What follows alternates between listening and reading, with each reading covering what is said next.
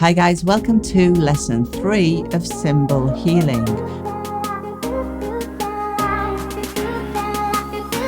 Let's go. Today we build on what we have learnt already. We have focused on the body and how we target specific areas of the body as our emergency points, the points at which we can put a symbol on to counteract any bodily symptoms or ailments. Now today we're going to get super complicated and move through the auras. So if you have determined that you have a different dimension that is the cause of your illness, then we'll look through that today and what symbols actually are the best ones within each group. The symbols grow on one another. So if you, for example, have a symbol in the second dimension, you can use it also in the third dimension and the fourth dimension, but you will also get a wider range of symbols as you grow. So we're not limited to the lines of the body. We are then growing into a larger array of symbols available to you at each level. The symbols are named in the PDF that you can download, and I have hand drawn the symbols in the document for lesson 3. So the first thing you need to do is look through your document. When it comes to the second dimension, we are usually dealing with behavior that has been saved or patterns that have been saved. We all are socially brought up and we all have a different bringing up. And in that upbringing, we will have saved certain behaviors, certain patterns. We may have saved them from our parents. We may have saved them from a larger group, but we have saved patterns that either serve us well or do not serve us well. And when they are not well serving to our well-being, that's when they have a negative effect on the symptoms or ailments of the body. If you are somebody who carries a lot of stuff, carries a lot of baggage, you will find that you have a lot to work on in this first immediate auric level. It is emotions that we carry, feelings that we carry. And again, sometimes even a mindset that we carry that either does us justice or works against us.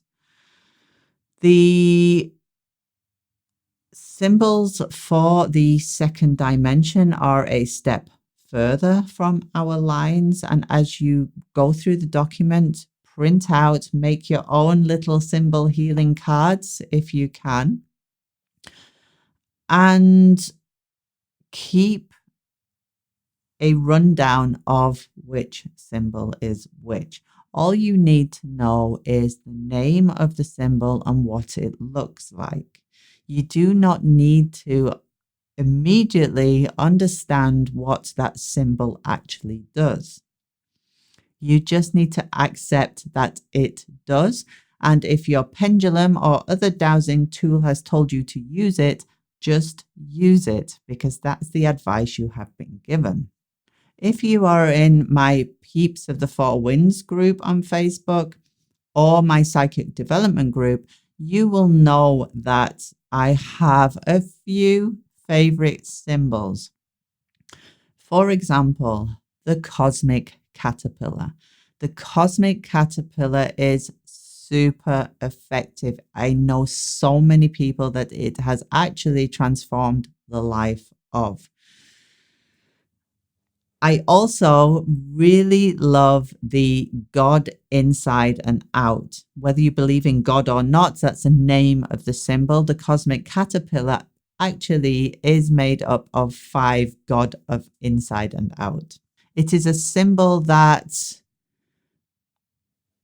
brings us to the understanding that we are part of the oneness. We are part of the universe. We are part of one, and it brings the goodness in and the goodness out. The God inside and out is a great symbol if you are ever unsure of anything in the first astral level. In the third level, the mental will level dimension, in the mental will dimension, I have added 3 more symbols that will be added to the second dimension symbols. Obviously, the second dimension will still work in the third dimension. And these are ones that you use when a particular transformation is required, when your subject has lost control of where they are heading on a spiritual level, and to bring them back to the full being that they should be, to bring the mental back into the physical and into the spiritual, so they become a whole body again. On the will level, we are often met with difficulties in accepting who we are, or accepting why we are here, or accepting what our journey is on this level. We then get to the spiritual level and dimension 4, and we add again more symbols in. What I want you to understand during this course is that we are doing this on a very practical level.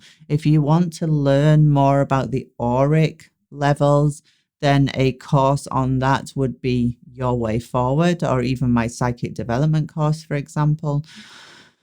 But we are trying to use the information that we have on a practical level. So I'm not going deep into spiritual reasons, because we don't actually need to go deep into it to apply a symbol to it. We are using our dowsing information to then create the symbol healing that we need. So there are some simple things, simple concepts that we can accept. For example, the front of the body, if we have ailments on the front of the body, it generally is issues of this lifetime, issues that have come up for you in your life and either haven't been processed yet, or you really haven't focused on what the cause is. You may have eaten a few emotions, for example. Then the ailments on the back of the body, or for example, the symbol, when we find out that it has to go on the back of the body, it is incoming information. So it is due to an incoming problem. I'm trying to explain that simply because it can mean that it came with you from a past life. You can be carrying mother issues, father issues, for example. It could actually be something that somebody's sending through to you, that you daggers in the back, for example. So when it's on the back of the body, when the symbol is needed on the back of the body, it is a sign that this is usually something that you are carrying for another person, or for another reason, for a past life reason, for example. So we look at our PDF of our charts, and when we know which symptom or ailment or illness we wish to heal, we look at the dimensions, and we also have the extra information now of, is it at the front of the body? Is it at the back of the body? Is it needed on the left-hand side? Is it needed on the right-hand side? Where is this symbol needed? Is the symbol needed on the head, on the body, on the legs, on the arms, on the hands. So you can nail down using your pendulum chart exactly where it's needed on the body. And that information also gives you some information. For example, if you find out it's needed on the left arm, you will wonder whether it's the front of the arm or the back of the arm. Is it going to be our this life infections, this life viral, for example? So your exercise today is to run through the pendulum charts. Think of an illness. What dimension is it? What symbol is needed? Where on the body is it needed? And when you have run through all that information, I want you to consider why. Why could it have been placed in that placement? What does that placement tell you? What extra information have you gathered? It won't be too much right now, but tomorrow is another lesson and another day. And we'll move on to lesson 4. I'll see you on that one.